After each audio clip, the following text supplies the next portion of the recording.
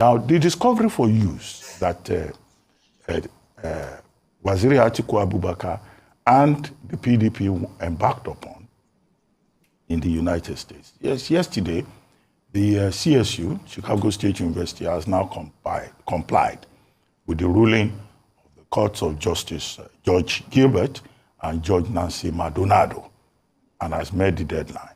Now, a 32-page document is out there from the school. Now, on request number 2, which is that the original certificate should be provided, the university stated that they have no access to that original certificate. Now, you cannot give what you don't have. If a student graduates, you give him a diploma and he goes away with it, there's no way you can have the original. So that's just simple common sense. Now, the person involved now says, okay, there was a fire incident, he lost his documents and all that. So he asked for a replacement certificate. Most people will tell you, please make sure you don't lose your certificate. It's always not very easy to get a replacement copy. When we were leaving that program in Oxford, they told you, please, we don't replace certificates. Keep your certificate very well. The best you can get, if it's an examination program, is to get your transcript. So all those documents that have now been provided, I've seen quite a number of commentaries, front page of This Day Today, drawing attention to certain discrepancies.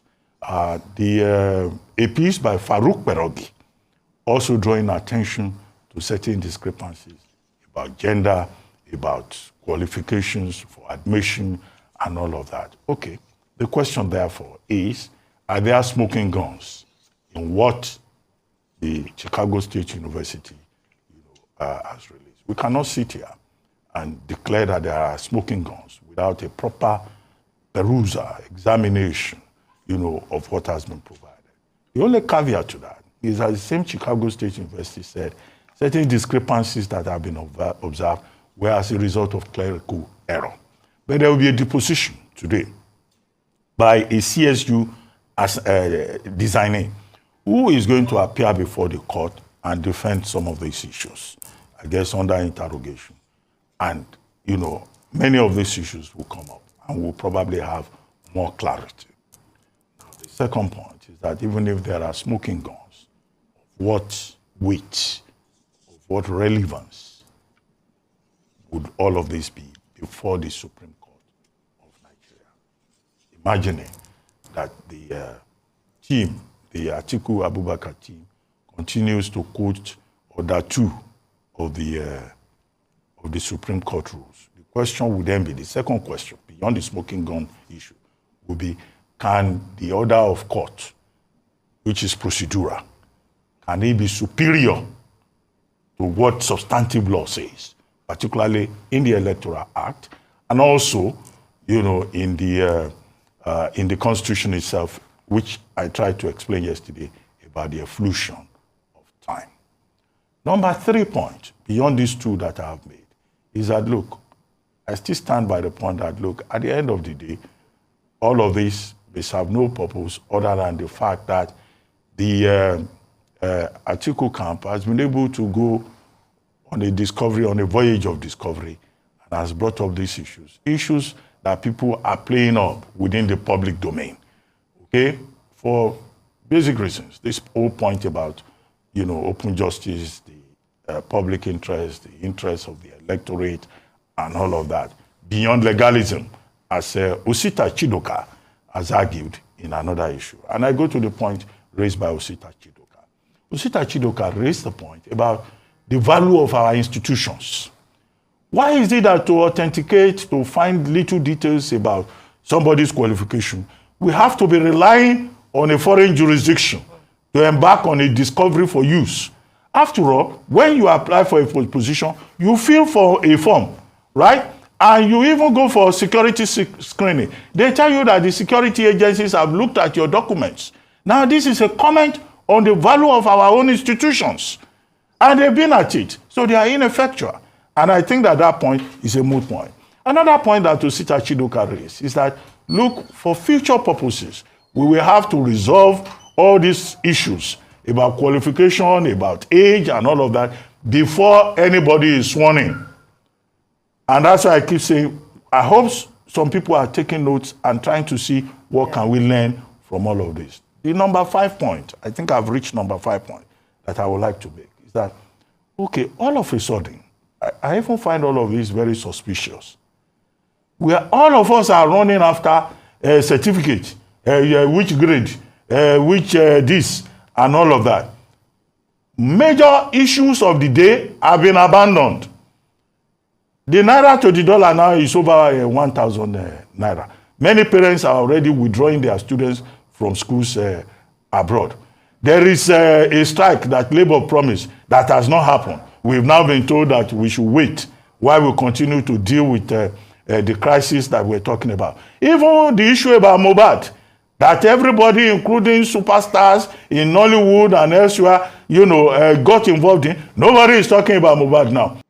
Welcome to my channel, where we discuss everything and all things politics, especially about the 2023 presidential election that was held on February 25, 2023, and the result controversially announced on March 1st, 2023. And that controversial result, which produced President Bola Ahmed Tinubu as the winner of the election, was challenged at the Presidential Election Petition Court, which delivered its verdict on Wednesday, September 6th, 2023. And the outcome of that delivery was not satisfactory to the two major candidates in that election, two major opponents of Tinubu in that election, Peter Obi of the Labour Party and Atiku Abubakar of the People's Democratic Party. And Atiku Abubakar, in the process of proving his case, headed to the United States in Chicago, precisely to try and produce evidence to prove that the Chicago State University certificate that President Bola Ahmed Tinubu submitted to the Independent National Electoral Commission, purporting to have come from Chicago State University, was a forged document.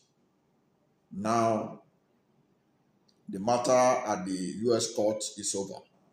Atiku Abubakar had been given the privilege of having the academic records of President Bola Ahmed Tinubu.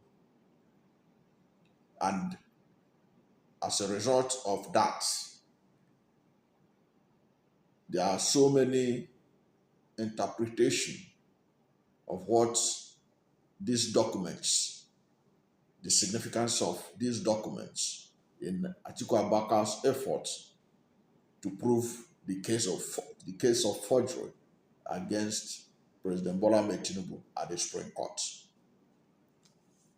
Now, one of those that have intervened in this matter is Reuben Abati and other crew members of the morning show in Arise TV. And the video you watched was an intervention or interpretation by Reuben Abati, one of the analysts and anchors at Arise Television.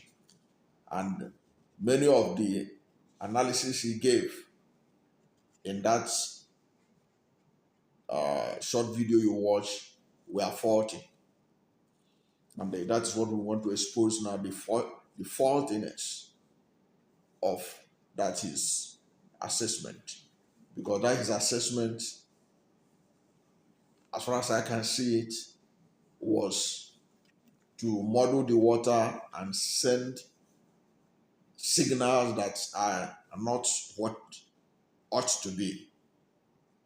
Okay? That is what it is. So we're going to take up some of these issues he raised there. He said one request. He said on request number 2, which is that the original certificate should be provided by the university.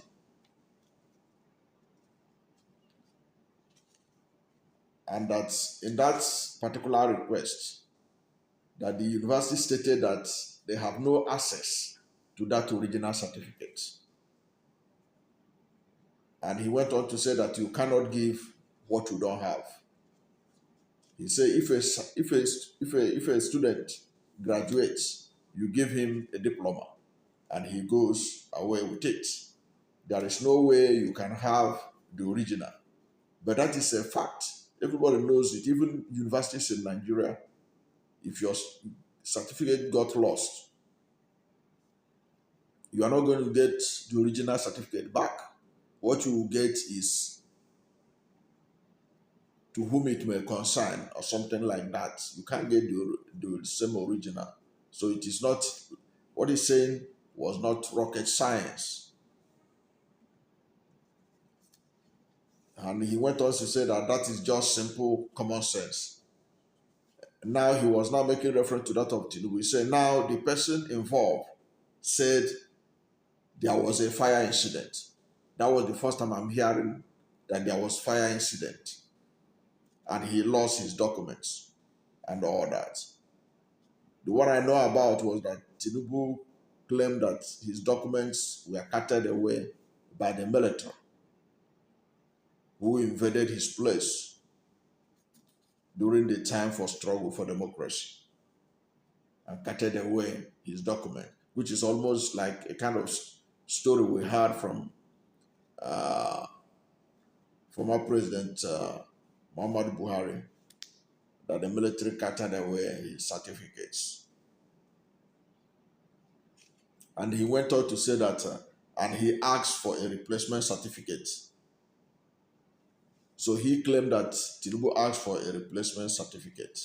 He said that most people will tell you, make sure you don't lose your certificate. It's not always easy to get a replacement copy.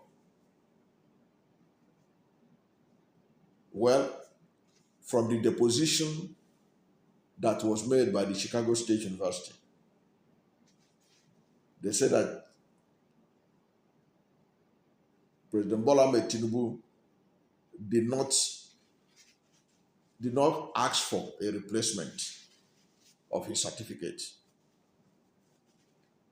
So Reuben Abati got it wrong that Tinubu asked for a replacement certificate. He didn't ask for a replacement certificate from the deposition by the Chicago State University registrar, who is Mr. Westberg. He did not ask for a replacement certificate. That was one of the depositions that was made by the university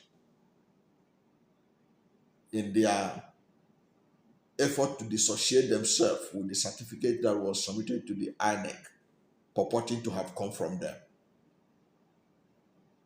They say he did not apply for and therefore did not get a replacement certificate. So, but it was wrong to purport that what was submitted to the INEC was a replacement certificate from the university. No, the university said from in the deposition that they made on Tuesday, they said he did not apply for and he did not get replacement certificates.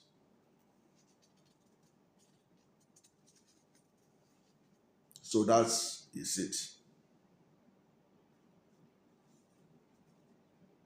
So he went on, but he went on to talk about the fact that what is important is getting the transcript and all whatnot. And he also made reference to Professor Farouk Barogi. Farouk Barogi himself, in the article, in the column or the article that Abati made reference to, Farouk Barogi was emphatic in that same article that the certificate that Tinubu submitted to INEC was forged.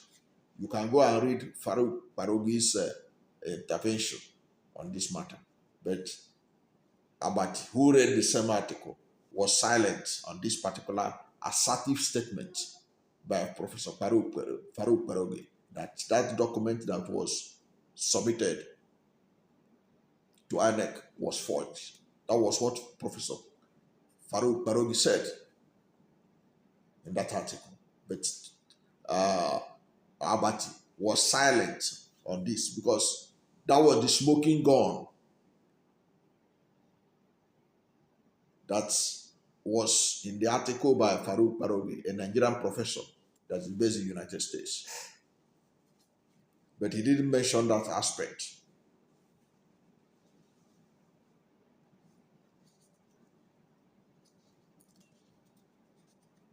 Now, going on, Abati said that I have seen quite a number of commentaries drawing attention to certain discrepancies. It's drawing attention to certain discrepancies. There were discrepancies that even Farouk Parogi himself, if you have been following Farouk Parogi has been fair to Bola Ahmed Tinubu. He is among those who believe that Tinubu won the election. He belonged to the camp of Professor Wole Soyinka, those who believe that Tinubu won the election despite the protestation by most Nigerians that he didn't win it. So he's not somebody who can say that he was biased against Tinubu, but he was emphatic in his analysis that that certificate that is with INEC, that it was forged. And he tried to give excuses, saying that Tinubu himself was at fault. Why didn't he go to get a replacement certificate? That it cost only $26 to get a replacement certificate. Of course, Reuben Abati did not tell his viewers about all those, but he cited this same Farouk Parogi. But he only said that he drew attention to certain discrepancies. What are the discrepancies? It was in that drawing attention to the discrepancies that made Farouk Parogi to assert that that certificate that was given to submitted to INEC by Tinubu, purporting to have come from Chicago State University, was forged. And that assertion by Parogi has also been confirmed by the deposition by the registrar of Chicago State University, Mr. Westberg. Of course, but he didn't mention all those.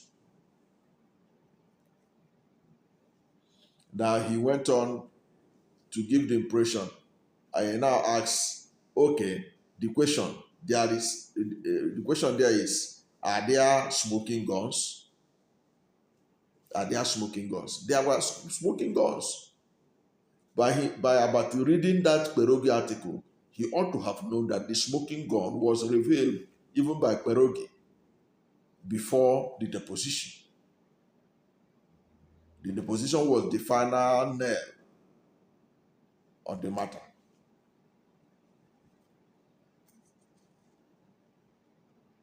The deposition was the final nail on the matter. So Abati asked him whether there are smoking guns. There are smoking guns. But the major smoking gun was the certificate that was deposited with INEC. Did not come from Chicago State University. Now he said that we cannot sit here and declare that there are smoking guns without a proper perusal, examining issues of what has been provided. The only caveat we have is that the same Chicago State University said certain discrepancies that has been observed were as a result of clerical errors. But there will be talk about the fact that there will be a deposition on that Tuesday. Of course, that deposition, clearly, the university denied issuing that certificate that was submitted to INEC. the Chicago State University did not take responsibility for the errors that was found between the certificate, the replica of the certificate that was issued to Bola Ahmed Tinubu in 1979 with the one that was submitted to INEC. The university did not take responsibility for the error. That was not an error or errors that the university take responsibility for at all. They did not take that responsibility. Where the university took responsibility was the issue of whether it is some part of the document where it was being disputed whether it was a female or a male that owns it.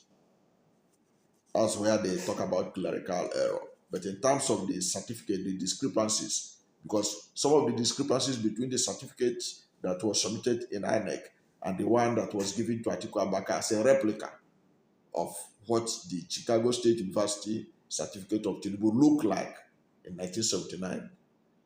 The differences in font size, in language, the mistakes in language, and the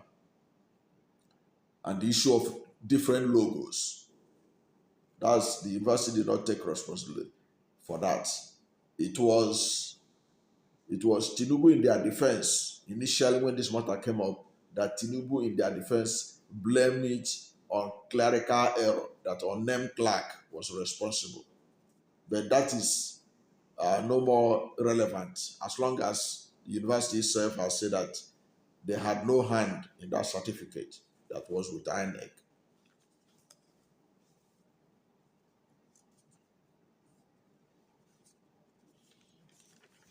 So that's it about that. Then you can see about going on to say that secondly is that even if there are smoking guns, what weight, what relevance could all of this be? Of course, it is relevant. He wanted to whittle down the significance of the discovery by Atiku Abubakar by saying, what relevance are they? They are very relevant. The relevancy of it is found in section 134, 1A of the Electoral Act, which made it a condition, one of the conditions to challenge the outcome of an election, that of forgery. The relevancy of it is in section 1371J of the 1999 Constitution, which stipulates what will happen to anybody who submitted forged documents to INEC. But Abati is pretending as if he doesn't know the weight of that. So he wanted to dampen the expectation of Nigerians to believe that there is nothing there.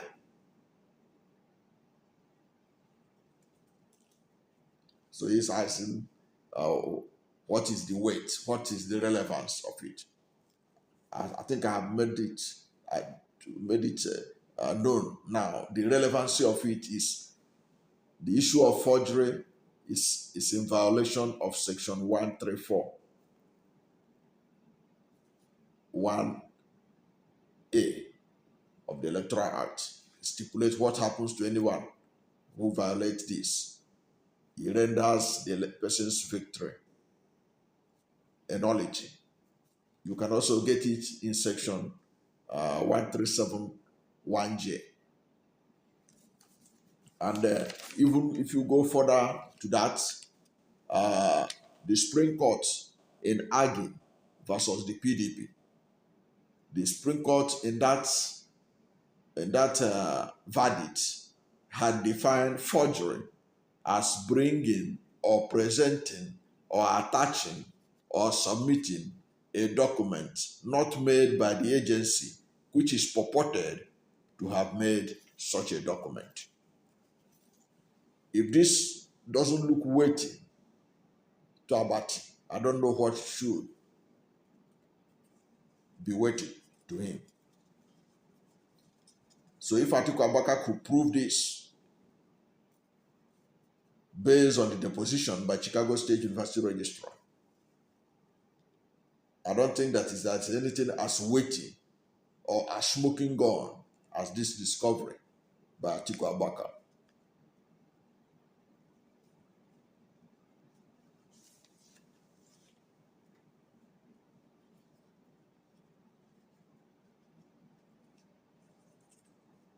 Then he went on to talk to give the impression of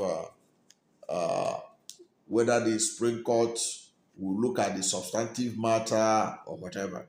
All those are matters that we'll eventually find out when it gets to Supreme Court, because already Atiku is going to submit all the relevant information that he needs to prove his case on October 5th, which is Thursday, October 5th.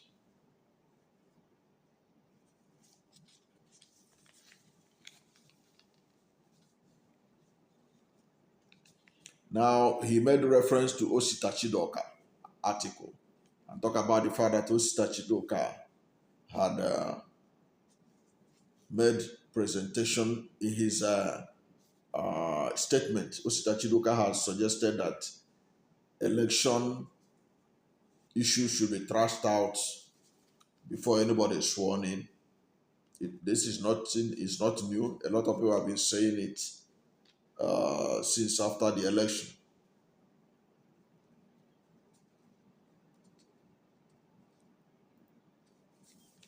And that he was saying that he agreed to the point raised by Osita.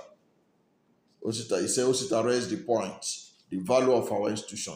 Why is it that to authenticate, to find little details or qualification, we have to go to America or foreign country to get this matter? That is an indication of failure of the institution.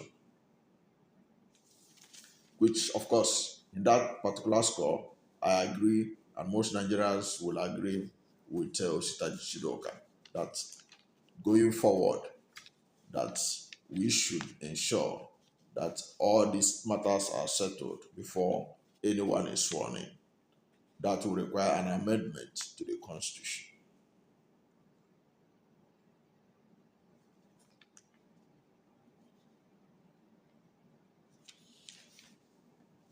Now, there's an issue that really caught my attention. He was saying that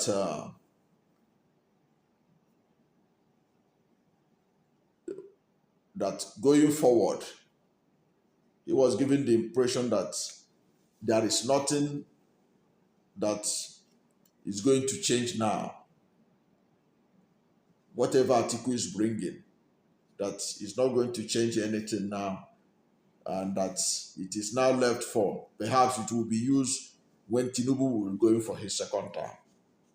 In other words, Reuben Abati is concluding that the Supreme Court will not be able to nullify the election,